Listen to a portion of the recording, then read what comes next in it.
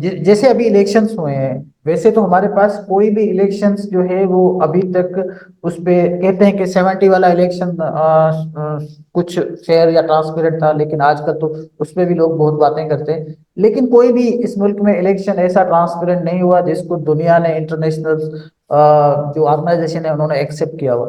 لیکن یہ الیکشنز تو آپ نے اور ہم نے دیکھا کہ کیسے جیسے کراچی کو آپ نے دیکھ لیا کہ پورے پاکستان کے جو دور دراز علاقے تھے، جیسے تھر تھا، چولستان تھا، اس کے اپنا بلوچستان کے علاقوں کی الیکشنز کے نتائج آ گئے، تو کراچی کے نتائج نہیں ہے جو ہمارا ہارٹ آف سندھ ہے، سینٹر ہے۔ اسی طرح آپ نے دیکھا کہ نواز شریف جو سب سے زیادہ ان کی سیٹیں سینٹرل پنجاب میں ہیں، وہ سینٹرل پنجاب کی پارٹی کہلاتی ہے، لیکن سینٹرل پنجاب سے تو وہ ہار گئے، لیکن وہ ناردرن پنجاب سے جیت گئے۔ تو اٹ سجیسٹ کہ یہ تو ایک بہت بڑی ریگنگ ہوئی ہے اور اس کو کوئی ایکسیپٹ بھی نہیں کر رہا۔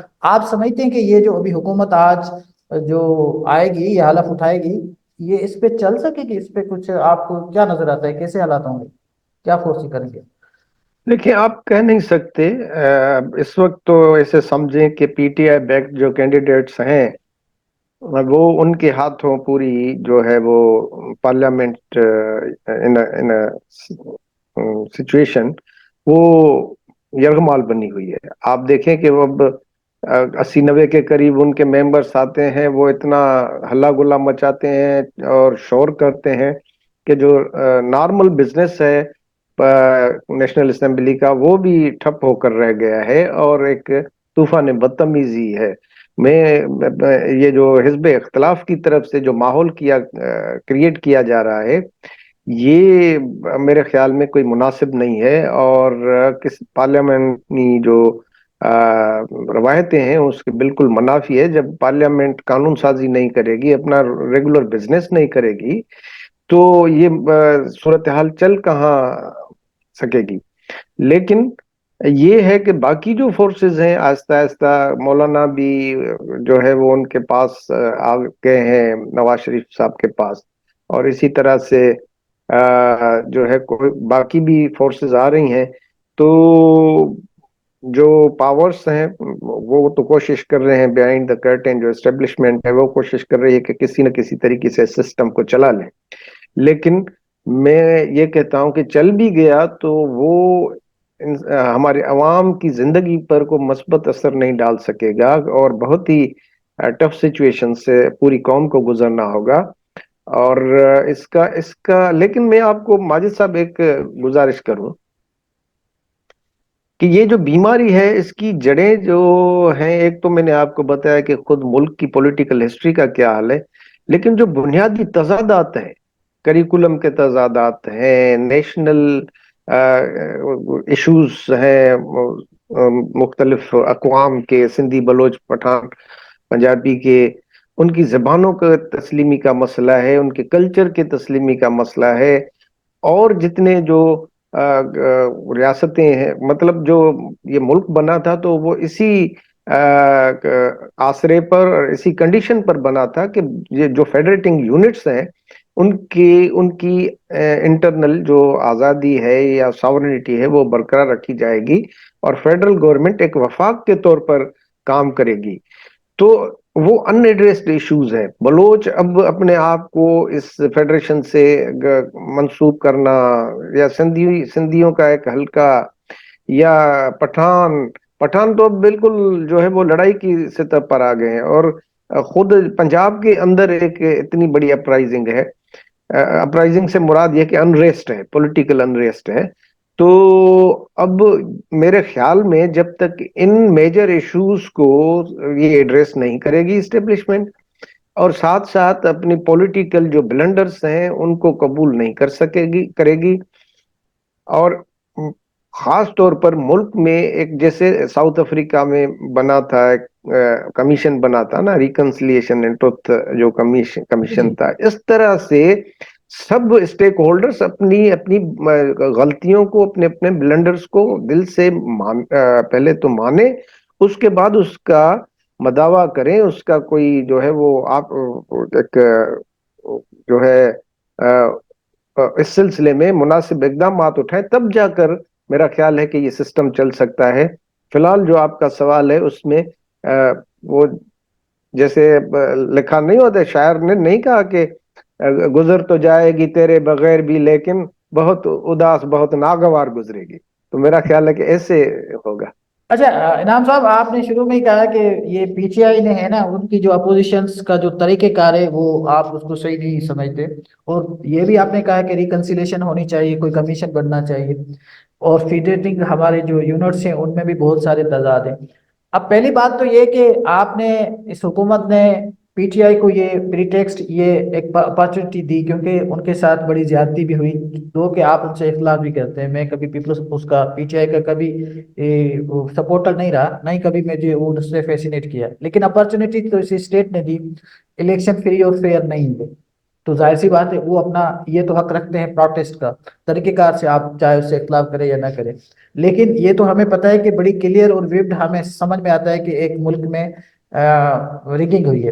دوسری بات آپ نے جو کی کہ ریکنسیلیشن ہونی چاہیے، اس کے لیے بھی تو کوئی آپ پلیٹ فارم دیں گے نا. اگر آپ کے پاس کوئی الیکٹڈ لوگ ہوں گے، الیکٹڈ باڈی ہوگی، وہ جب وجود میں آئے گی، وہ تو آپ کرنے نہیں دے رہے. جب آپ کے پاس ایک پارلیمنٹ ہے، اس پارلیمنٹ میں الیکٹڈ لوگ نہیں آئیں گے، تو آپ سمجھتے ہیں کہ کوئی اس طرح کا کنسنسس اس ملک میں ڈیولپ ہو سکتا ہے؟ دیکھیں، اب عمران خان ہے، پی ٹی آئی ہے، اس کو پورے یہ 3.5 سال یا 4 سال جتنے بھی، تقریباً 3.5 سال ملے، اس میں عمران خان نے پورا عرصہ اس پر لگائے رکھا کہ فلاں چور ہے، فلاں ڈاکو ہے، میں نہیں چھوڑوں گا، میں یہ کروں گا، میں وہ کروں گا. انہوں نے خود ایک مدبر سیاستدان کے طور پر، ایک اسٹیٹس مین کے طور پر ان چیزوں کو ڈیل نہیں کیا.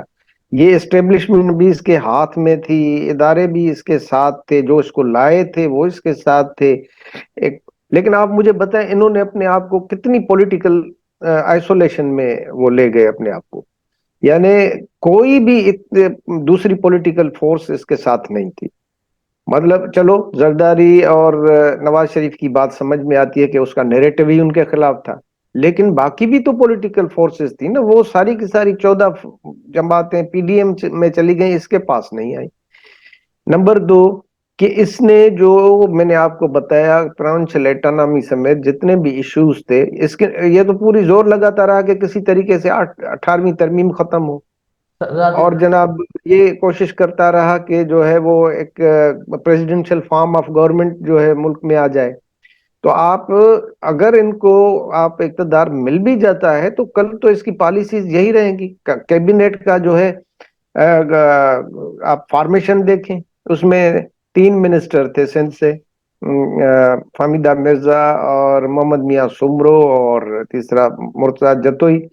اب اس صاحب نے سندھ میں اپنے آپ کو انٹروڈیوس کرانے اور اپنے آپ کو جو ہے اپنی پارٹی کو ایک اسپیس دلوانے کے بجائے ان تینوں کو، ایک کو دی پروونشل کوآرڈینیشن کی منسٹری، ایک کو دی پرائیویٹائزیشن کی، اور ایک کو بھی ایسے دے دی.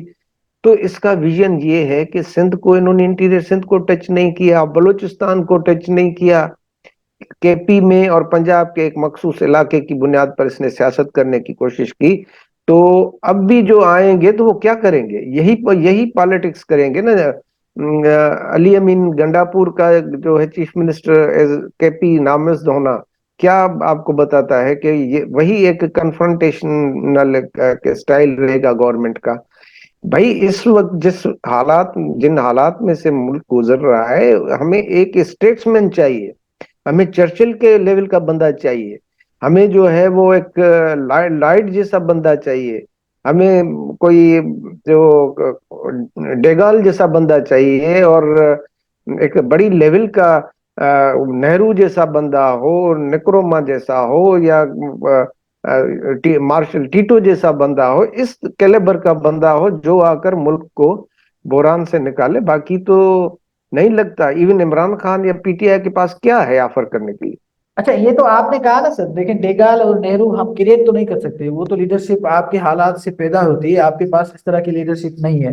دوسری بات جو ہم جو بات کرتے ہیں، اکثر تجزیہ نگار یہ بات کرتے ہیں اور وہ ایک سائڈ کو دیکھتے ہیں کہ عمران خان کی پالیسی یہ رہی، لیکن پالیسی کے ساتھ جو کھڑے رہے ہم اس پہ بات کم کرتے ہیں، حالانکہ اس کو لانچ کرنے والے بھی وہ تھے.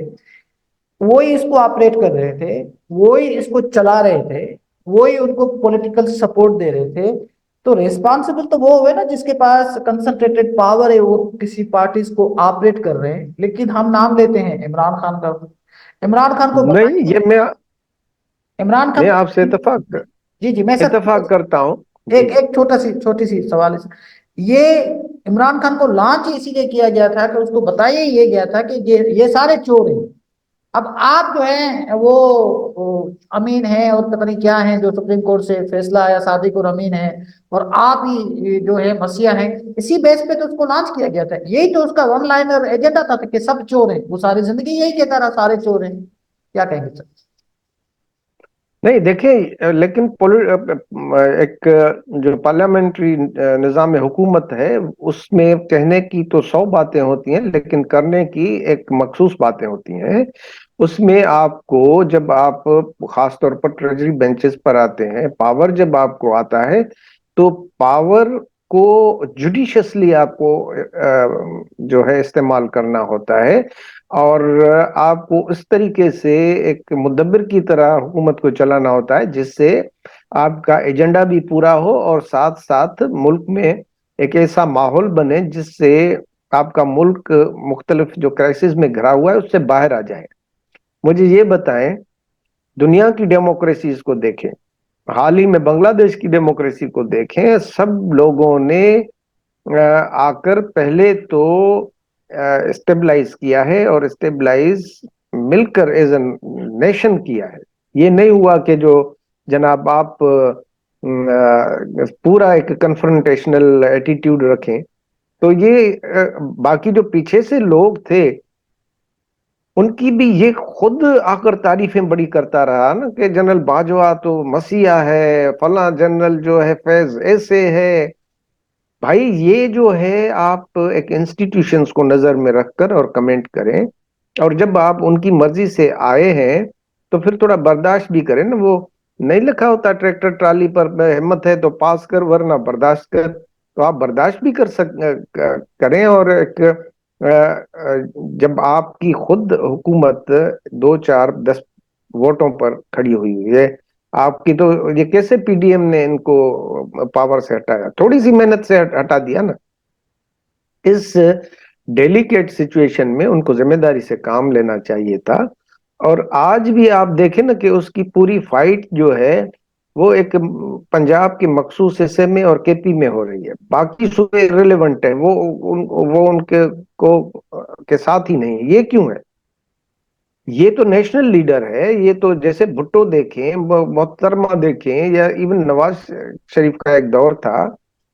तो ये रियलाइज करना चाहिए कि आप जब आते हैं इक़्तिदार में, तो आप किसी आपको रेस्पॉन्सिबल बिहेवियर के साथ एक्ट करना होता है। पर आपने बात की नवाज शरीफ की, मुझे तो कभी नवाज शरीफ नेशनल लीडर नहीं लगा। वो तो बल्कि सूबे का भी लीडर नहीं लगा। आप उनकी कैबिनेट देख लें, आप उनकी पॉलिसीज देख लें, उनके मिनिस्टर्स देख लें, वो सारे के सारे ज्यादातर लाहौर के होते हैं, या वो उनकी फैमिली के होते हैं, या वो कश्मीरी होते हैं, या वो भट्ट होते हैं। वो तो नॉर्दर्न में भी नहीं जाता, वो तो साउथ में भी नहीं जाता। सिंध, बलूचिस्तान, और अभी आपको पता है कि इलेक्शंस में उन्होंने इवन विजिट तक नहीं किए, पॉलिटिकल प्रोसेशन तक नहीं किए। तो आप नवाज शरीफ को नेशनल लीडर कह रहे हैं, जबकि आप कह रहे हैं कि इमरान खान ने ऐसा नहीं किया। नहीं, मैंने कहा कि किसी किसी दौर में, देखें, एक दौर था कि नवाज शरीफ ने सिंध में, पंजाब में, केपी में, बलूचिस्तान में अपने आप को, अपनी पार्टी को फैलाया हुआ था। लेकिन अब तो सारे कंपार्टमेंटलाइज हो गए हैं। और इमरान खान को इस वेव के खिलाफ मेरा कहने का मकसद है कि चलना चाहिए था उसको। चूंकि वो एक वाकई अवामी किस्म के बंदे थे, और इतने इक़्तिदार में आने से पहले उस पर कोई इल्जाम भी बड़े करप्शन के नहीं थे। तो इस हवाले से सिंध में उनको एक बड़ा मौका था पीपल्स पार्टी के किले में दाखिल होने का। लेकिन उन्होंने भी बिल्कुल, आपको पता है सिंध में उसने कुछ कुछ भी नहीं किया। जो सिंध से मिनिस्टर मैंने बताया आपको, उनके साथ क्या हाल किया। ठीक बोला। इसी तरह से उसने भी अपने आप को महदूद किया हुआ है। ऐसे नहीं चलती हुकूमतें। आप जितने भी वफाक देखते हैं, देखें, उसमें यही होता है कि छोटे और बड़े सूबों को साथ चलाना होता है। عمران خان کی کیبنٹ دیکھیں تو اس میں بھی تو یہ حال تھا نا کہ 70% تو پٹھان تھے، باقی 20% جو ہے وہ تھے پنجاب سے لوگ، ایک آدھ جو ہے وہ سندھ اور بلوچستان سے تھا. تو یہ اس کو ریویو کرنا چاہیے سب سیاستدانوں کو.